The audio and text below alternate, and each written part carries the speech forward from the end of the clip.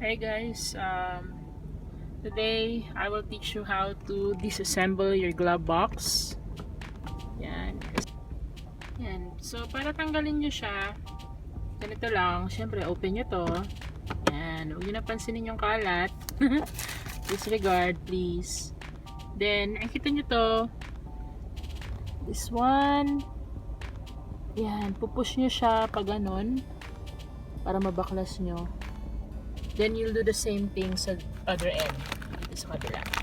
Yan. So medyo dahan-dahan kasi baka masira to. Ayan. Magiging ganito yung itsura niya pag tinanggal nyo na. O nabaklas nyo na.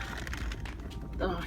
No need for special tools para baklasin yung glove compartment. It's okay.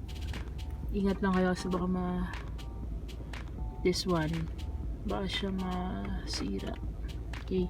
Now the next one is this is your cabin or aircon filter nandito sa loob. Ito siya.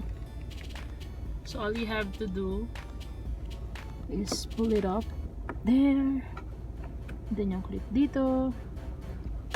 Then tada! Yan na yung aircon filter nyo. Hihilahin nyo na lang yan.